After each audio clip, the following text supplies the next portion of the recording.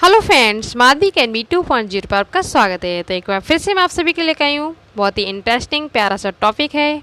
Class 10th के अंतर्गत हिंदी गद्य में लेसन 2 है ममता। ठीक है, इससे पहले मैंने लेसन 1 मित्रता कंप्लीट करवा दिया है, जो शुक्ल जी का था। ट्रिक से बताया था संदर्भ वगैरह कैसे पहचानना है। 6 मार्क्स की व्याख्या आती है, आपको इग्नोर नहीं करना है। अगर आपको इंटरेस्ट नहीं आता इसमें तो इस वीडियो को देखने के बाद आपको बिल्कुल भी बोरियत नहीं होगी, इंटरेस्ट आने लगेगा और आप देखना 6 नंबर आराम से इसमें पूरे के पूरे लेके आएंगे। 100% ये 2 चैप्टर में से पेपर में आना ही आना है, तो वो ज़रूर कर लीजिए। 2 पार्ट में है, ये हम इसी पार्ट में कंप्लीट कर लेंगे। इस चैप्टर की 3 व्याख्या बहुत ज़्यादा इंपॉर्टेंट है। ठीक है, तीनों में इसमें आपको क्लियर कराने वाली हूँ। और कॉपी लेके बैठिए, नोट्स बनाते चलिए प्रॉपर, जो भी वीडियो अपलोड करूँ। ठीक है, तो चलिए देख लेते हैं। सबसे पहले मैं आपको कीवर्ड्स बता दूँ कुछ ट्रिक से आप कैसे पहचानोगे कि ये चैप्टर ममता, ठीक है, ममता से लिया गया है। अगर आपका संदर्भ सही है ना, तो आपके ये 2 आंसर में तो पूरे नंबर मिल ही जाएंगे। ठीक है, आराम से कर लोगे। रेखांकित का मतलब क्या होता है? जहाँ पे ये अंडरलाइन हो रही है ना, बस इनको अपनी लैंग्वेज में लिखना होता है। अगर आपको नहीं भी आता है तो आप जहाँ से अंडरलाइन हो रही है इतना लिख देंगे, आपको पूरे नंबर मिल जाएंगे। कुछ वर्ड्स बस आपको याद होने चाहिए, जो अभी मैं बताऊँगी तो आपको क्लियर हो जाएगा। एक क्वेश्चन इसमें से इसी से रिलेटेड पूछ लिया जाता है, जैसे ममता कौन थी। अगर आप इसको पढ़ेंगे तो पता चल जाएगा। तो सबसे पहले मैं आपको बता रही हूँ संदर्भ। ठीक है, संदर्भ कैसे लिखना है। अगर आपने मित्रता चैप्टर कर लिया है तो आपको संदर्भ में कोई भी प्रॉब्लम नहीं होगी। संदर्भ वही होता है, बस चैप्टर का नाम और लेखक का नाम बदल जाता है। संदर्भ में आपको एक बार इसका बता दे रही हूँ, बाकी इसकी कोई भी व्याख्या आ जाए तो आप यही संदर्भ लिख लेंगे। ठीक है, चलिए देख लेते हैं। तो संदर्भ कैसे लिखेंगे? प्रस्तुत गद्यांश हमारी पाठ्य पुस्तक गद्य खंड के ममता नामक पाठ से लिया गया है। इसके लेखक कौन है? जयशंकर प्रसाद हैं। और ममता चैप्टर का नाम और लेखक का नाम आपको अलग से हाईलाइट करना है एग्जाम में। यही लिखने का अच्छा तरीका होता है, इससे एग्जामिनर की नज़र पड़े तुरंत और आपको फुल मार्क्स मिल जाएं। बस संदर्भ यही होता है, आपका नाम चैप्टर का अच्छे से पता होना चाहिए आपको और लेखक का नाम। क्लियर? बस मित्रता में होगा तो यहाँ पे मित्रता आ जाएगा, यहाँ पे लेखक शुक्ल जी आ गई। ठीक है, शुक्ल जी आ जाएंगे।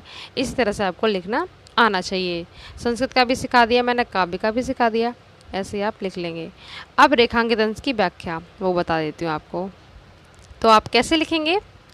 ममता विधवा थी, ठीक है, और किसकी पुत्री थी? चूड़ामणि की। अकेली दुहिता का मतलब पुत्री या बेटी। ठीक है, ममता विधवा थी, उसका यौवन सोन के समान, सोन यहाँ पे सोन नदी को बोला गया। ठीक है, सोन नदी के समान क्या था? उमड़ रहा था।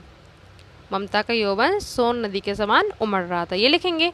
मन में वेदना, मन उसका बहुत दुखी था।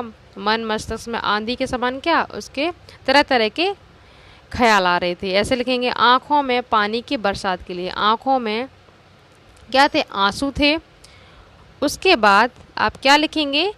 वह सुख के कंटक शयन में विकल थी। विकल का मतलब व्याकुल होता है। ठीक है, व्याकुल या परेशान, कुछ भी लिख सकते हैं आप।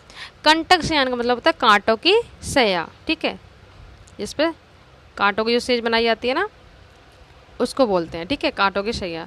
तो जिस प्रकार कांटों की शैया पर सोने वाला व्यक्ति हर पल परेशान रहता है, बेचैन रहता है, उसी प्रकार ममता भी अपने जीवन में बहुत ज़्यादा दुखी थी। मतलब सभी सुख थे उसके पास, भौतिक सुविधाएं सारी थी ठीक है, लेकिन उसके पास क्या था? उसके हस्बैंड की डेथ हो गई थी, पति नहीं थे, वो विधवा थी। यही उसका सबसे बड़ा रीजन था दुख का। तो इस तरह से आप लिख देंगे। ठीक है, जिस प्रकार कांटों की सैया पर सोने वाला व्यक्ति हर पल बेचैन रहता है, उसी प्रकार ममता भी अपने जीवन में बहुत ज़्यादा दुखी थी, सारे सुख सुविधाएँ होते हुए भी। तो ऐसे आप लिख देंगे रेखांकित अंश। ठीक है, क्लियर? इस तरह से आपको अपनी लैंग्वेज में करना होता है। ये हो गया। अब थर्ड, हिंदू विधवा की स्थिति कैसी है इसमें? तो देखो साफ साफ लिखा है ना, तुच्छ निराश्रय, जिसका कोई भी सहारा ना हो, तुच्छ बताया गया है। ममता कौन थी? आराम से आप लिख देंगे। उसकी क्या स्थिति? बहुत ही दुखी थी। ये सब कुछ लिखा हुआ है इसमें, अभी आपको आंसर बता दे रही हूँ, आप इससे नोट डाउन कर लेना। ठीक है, और चूड़ामणि की ये अकेली पुत्री थी जो कि विधवा थी। क्लियर? अब देख लेते हैं, उससे आप नोट्स बना लेना। जो जो क्वेश्चन बन सकते हैं सारे आपको कवर करवा दूंगी। ठीक है, तो हिंदू विधवा की स्थिति कैसे लिखेंगे आप? समाज में हिंदू विधवा की स्थिति अत्यंत दयनीय होती है। उसे समाज का सबसे तुच्छ और बेसहारा प्राणी माना जाता है। इस तरह से आप इसको लिख देंगे, स्क्रीनशॉट ले लीजिए आप या फिर नोट डाउन कर ले। क्लियर। उसके बाद कर लेंगे आगे का क्वेश्चन, ममता कौन थी। तो आप लिखें ममता कौन थी। ममता रोहतास दुर्गपति के मंत्री चूड़ामणि की अकेली पुत्री थी। ठीक है, जो कि विधवा थी, ऐसे लिख देना आप। ये आप कुछ नहीं करेंगे इसको। उसके बाद एक क्वेश्चन ऐसे आया है, ममता सुख के कंटक शयन में विकल क्यों थी। विकल का मतलब वही व्याकुल क्यों थी। तो आप आराम से लिख देंगे, हिंदू विधवा होने के कारण ममता सुख के कंटक शयन में विकल थी। ठीक है, विधवा होने के कारण वो बहुत ज़्यादा परेशान थी। तो इस तरह से इससे रिलेटेड सारे क्वेश्चन कवर करवा दिए। अब देख लेते हैं नेक्स्ट व्याख्या, जो एग्जाम में बार बार रिपीट होती है, तीनों बार बार रिपीट होती है, इनको अच्छे से कर लेना। ठीक है, दूसरी देख लेते हैं अब। देखो सेकंड है ये, हे भगवान तब के लिए। हाँ, एक बात और मैं आपको कीवर्ड्स बताना भूल गई, आप कैसे पहचानेंगे कि ममता चैप्टर है। ठीक है, ट्रिक से। तो ट्रिक देख लेते हैं क्या है। देखो इसमें कहीं ना कहीं आपको ममता मिल जाएगा, पुत्री मिल जाएगा, या पिता से कहते हुए बातें मिलेगा। ठीक है, अपने पिता से कहती है, या दुखी है, या रो रही है। अगर किसी भी इस तरह से गर्ल्स की बात हो रही हो तो वो चैप्टर कौन सा होगा, ममता। आंख बंद करके आप बना देना। ठीक है, ममता चैप्टर, क्योंकि आगे किसी भी चैप्टर में पिता पुत्री के बीच कोई बात नहीं हो रही है। ठीक है, अश्व की बात आ जाए, घोड़े की, अश्वारोही आ जाए, ये कुछ कीवर्ड्स हैं जिससे आपको याद रहेगा। दुर्ग, अश्वारोही, अश्व। ठीक है, चूड़ामणि, ममता, पुत्री, पिता, ये कुछ भी याद रखना कीवर्ड्स जो मैंने आपको बताए हैं। अब देखो यहाँ पर आया ना परम पिता, कहीं कहीं तो ममता ही आ जाता है, जैसे मित्र में मित्रता वाले चैप्टर में मित्र आता था, वैसे ही परम पिता। यहाँ पे भगवान को बोला गया, पर फिर भी यहाँ पे पिता वर्ड यूज हो रहा है, तो चैप्टर कौन सा हो गया, ममता। ठीक है, तो इसकी संदर्भ अभी आपको बता चुकी, वही सेम रहेगा। रेखांकित अंश की व्याख्या देख लेते हैं। हे भगवान तब के लिए विपद के लिए इतना आयोजन, परम पिता की इच्छा के विरुद्ध इतना साहस, पिताजी। पिताजी आ गया ना यहाँ पे फिर से। तो चैप्टर ये, क्या भीख ना मिलेगी। बस आपको पहले इतना साहस, इतने की हिंदी। ठीक है, तो ममता अपने पिता को धिक्कारते हुए कहती है चूड़ामणि से, हे भगवान तब के लिए, मुसीबत के लिए इतना आयोजन, परम पिता की इच्छा के विरुद्ध इतना साहस। जो इसके पिताजी थे ना चूड़ामणि, ठीक है, इन्होंने क्या किया था, भ्रष्टाचार से पैसे कमाए थे, भ्रष्टाचार से सोना इकट्ठा किया था। इसी बात पे वो गुस्सा होती है कि आप क्या भीख ना मिलेगी। यहाँ पे लिखा ना परम पिता की इच्छा के विरुद्ध इतना साहस, तो वो कहते हैं भगवान के विरुद्ध आपका इतना साहस कि उनकी इच्छा के विरुद्ध आपने इतना सारा पैसा भ्रष्टाचार से कमाया। ठीक है, तो वो कहती है पिताजी क्या भीख ना मिलेगी। इसका मतलब ये है कि आप भीख मांगकर भी अपना पेट पाल सकते थे। क्या आपको इतना भी भरोसा नहीं है कि भीख ना मिले। ठीक है, तो ये हो गया। मैं आपको पूरी व्याख्या बता दे रही हूँ, पेपर में कहीं से भी अंडरलाइन कर सकता है, ये बहुत ज़्यादा इंपॉर्टेंट है। भीख ना मिलेगी, ये हो गया। यहाँ पर अंडरलाइन नहीं है, फिर मैं आपको बता दे रही हूँ। ठीक है, क्या कोई हिंदू भूपृष्ठ पर ना बचा रहेगा। वो कहती है क्या हिंदू कोई पृथ्वी पर बचेगा ही नहीं जो ब्राह्मण को 2 मुट्ठी अन्न दे सके। ठीक है, जो कि ब्राह्मण को 2 मुट्ठी अन्न दे सके। क्या आपको इतना भी विश्वास नहीं है। अपने पिताजी से ऐसे बोलती हैं कि क्या पृथ्वी पर कोई हिंदू ऐसा रहेगा ही नहीं जो ब्राह्मण को 2 मुट्ठी अन्न दे सके। अपने पिताजी से बोलती हैं। ठीक है, इसी बात को फिर यह असंभव है, फेर दीजिए पिताजी। मतलब वो चाहती है कि जो सोना उन्होंने लिया है, भ्रष्टाचार से कमाया है, वो वापस कर दीजिए। मैं कांप रही हूँ, मतलब वो उन्हें डर लग रहा है। किसको, ममता को। मैं कांप रही हूँ, इसकी चमक आंखों को अंधा बना रही। किसकी, स्वर्ण की चमक। ठीक है, जो उन्होंने इकट्ठा किया था भ्रष्टाचार की कमाई से सोना, उसी की चमक ममता की आंखों को क्या बना दी, अंधा बना रही। इस तरह से आप लिख देंगे।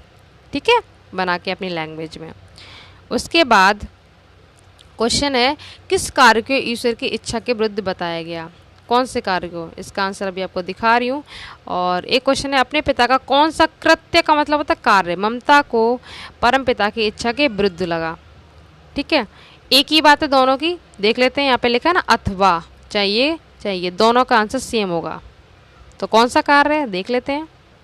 तो इसका आंसर आप लिखेंगे, चूड़ामणि ने ममता के लिए भ्रष्टाचार के रूप में स्वीकार किया गया 10 थाल सोना भरकर उपहार में प्रदान किया। कितना, 10 थाल सोना भरकर उपहार में प्रदान किया। उनका यही कार्य ममता को इच्छा के ममता को परमपिता मतलब भगवान की इच्छा के विरुद्ध लगा। ठीक है, ये आपको इतना लिख देना है। जो उन्होंने सोना उपहार में दिया था भ्रष्टाचार के रूप में कमाया हुआ, ठीक है, स्वीकार कर लिया, वही उनको उपहार में दिया। यही कार्य ममता को परमपिता यानी भगवान की इच्छा के विरुद्ध लगा। ये कुछ नहीं करना है। क्लियरली इतना आप लिख देंगे। और एक्स्ट्रा क्वेश्चन देख लेते हैं। क्वेश्चन ये आता है ऐसे कि इस गद्यांश में ममता की किस मनोवृत्ति को स्पष्ट किया गया है। ठीक है, मन की दशा पूछ रहा है, तो आप लिख देंगे इस गद्यांश से ममता की भाग्यवादी अथवा ईश्वरवादी मन की दशा को स्पष्ट किया गया है। ठीक है, और फिर से वही क्वेश्चन ये आ जाता है रिपीट हो गए कि किस कार्य को ईश्वर की इच्छा के विरुद्ध बताया गया, तो वही लिख देंगे उपयुक्त गद्यांश में। मतलब जो गद्यांश दिया गया है, भ्रष्टाचार द्वारा धन संचय, मतलब धन संचय का मतलब होता है धन इकट्ठा। ठीक है, भ्रष्टाचार द्वारा धन इकट्ठा करने या धन संचय की संचय, ठीक है, धन संचय के कार्य को ईश्वर की इच्छा के विरुद्ध बताया गया है। ठीक है, संचय लिख देना या धन इकट्ठा लिख देना, एक ही बात है, तो आप आराम से कर लेंगे। अब देख लेते हैं, एक व्याख्या और इम्पोर्टेंट बची है, वो और कर लेते हैं, इससे बाहर आपको एग्जाम में नहीं मिलेगी। ये व्याख्या और इम्पोर्टेंट है। ठीक है, ये वाली अश्वारोही, अश्वारोही आ गया ना, अश्व की बात हुई तो आप आराम से पहचान लेंगे, भगवान, झोपड़ी, मुगल, और भी कोई भी व्याख्या आ जाए तो आप आराम से पहचान लोगे। देखो यहाँ पे ममता आ गया, आप आराम से पहचान लेंगे। ठीक है, जो इम्पोर्टेंट है वो आपको करवा देंगे, बाकी संदर्भ रेखांकित आप कर ही लेंगे आराम से। तो संदर्भ वही सेम रहेगा, रेखांकित की व्याख्या देख लेते हैं। मैं आजीवन अपनी झोपड़ी के खोदे जाने के डर से भयभीत रही।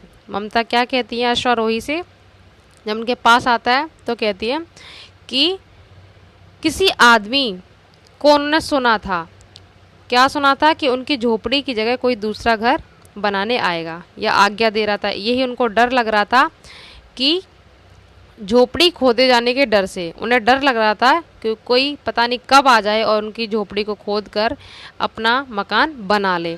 अब वो अपनी झोपड़ी से बहुत प्यार करती थी, उनकी यादें जुड़ी थी झोपड़ी से।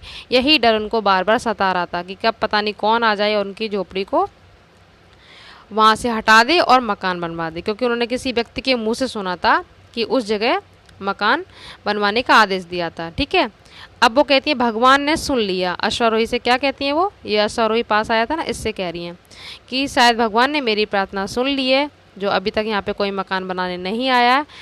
अब मेरा समय पूरा हो चुका है, मैं आज इसे छोड़े जाती हूँ। मतलब मैं आज कहाँ जा रही हूँ, परम धाम को जा रही हूँ। ठीक है, ये बोल के वो क्या हो जाती है, उनकी डेथ हो जाती है ममता की। ठीक है, ये आप अपनी भाषा में आराम से लिख देंगे इतना, और आगे भी अंडरलाइन आ जाए तो आप आराम से कर लेना। तुम इसका मकान बनाओ चाहे महल बनाओ, मैं अपने चिर विश्राम गृह में जाती हूँ, मैं अपने वही परम धाम में जा रही हूँ। अब तुम चाहे इसका मकान बनाओ चाहे महल बनाओ। ठीक है, अश्वारोही से कहती हैं, कोई भी लाइन आ जाए आप आराम से बना लेंगे। क्लियर, ममता ने अश्वारोही को क्या बताया, यही बातें बताई थी जो मैंने आपको बताया था, किसी के मुख से सुना था। ठीक है, उनकी जगह पे दूसरा मकान बनाने का, आजीवन भयभीत रहने का कारण क्या था, ये सारे आंसर अब आप देख लेंगे आराम से। मैं आपको दिखाने वाली हूँ, समझा दूंगी फिर से, और आप नोट डाउन कर लीजिए, फिर आपका ये पूरा चैप्टर कंप्लीट हो जाएगा। क्वेश्चन नंबर का और खा मैंने आपको करवा दिया, संदर्भ और रेखांकित अंश की व्याख्या। ठीक है, ओरली समझा दिया, वो संदर्भ ही रहेगा। नेक्स्ट क्वेश्चन है, अश्वारोही ममता की झोपड़ी ढूंढता हुआ क्यों आया था, उसके बाद वो आजीवन क्यों भयभीत रही, जो भी आपको क्वेश्चन दिखाया था। इन दोनों के आंसर देख लेते हैं। तो आप लिखेंगे अश्वारोही ममता की झोपड़ी को ढूंढता हुआ इसलिए आया था क्योंकि उसे उसकी झोपड़ी के स्थान पर मकान बनवाने का आदेश मिला था। मतलब इसी व्यक्ति को आदेश दिया गया था उसकी झोपड़ी के स्थान पर मकान बनवाने का, इसलिए वो ममता की झोपड़ी को ढूंढता हुआ आया था। क्लियर, ममता क्यों भयभीत रही या फिर आजीवन क्यों भयभीत रही, तो आप लिखेंगे ममता आजीवन इसलिए भयभीत रही क्योंकि वह अपनी झोपड़ी को बहुत प्यार करती थी और उसमें एक दिन के लिए विश्राम करने वाले किसी मुगल ने, कोई जो व्यक्ति था, उसके स्थान पर घर बनवाने का आदेश दिया था, जो मैंने आपको बताया था वही आप लिख देंगे अपनी लैंग्वेज में। यही आदेश उसके भय का कारण था, किसके, ममता का। वह जीते जी अपनी झोपड़ी छोड़ना नहीं चाहती थी, इसीलिए उन्हें जीवन भर यही डर लगा रहा था कब उनकी कोई झोपड़ी खोद ना दे, इसकी जगह मकान ना बना दे। ठीक है, आप इस तरह से कर लेंगे। तो इस तरह से मैंने पूरी इंपॉर्टेंट व्याख्या कंप्लीट करवा दी, इससे बाहर नहीं मिलेगा आपको। इस चैप्टर से कोई भी व्याख्या आ जाए तो आप आराम से अब कर लेंगे पहचान के। ठीक है, ट्रिक आपको बताई दिए और दोनों चैप्टर आराम से कर लेना आप अच्छे से, मित्रता और ये। तो मिलते हैं नेक्स्ट वीडियो में नेक्स्ट टॉपिक के साथ। संस्कृत भी करवा दी, प्लेलिस्ट बनी हुई है, हिंदी इंग्लिश साइंस की सभी की प्लेलिस्ट बनी हुई है, आप जाके देख सकते हैं। जितना हो सके वीडियो को शेयर कीजिए, बेल आइकन प्रेस जरूर कर लीजिए आप, जिससे आपको टाइम पे नोटिफिकेशन मिलता रहे। ठीक है, ये संदर्भ है, आप लिख लेना। Thank you so much.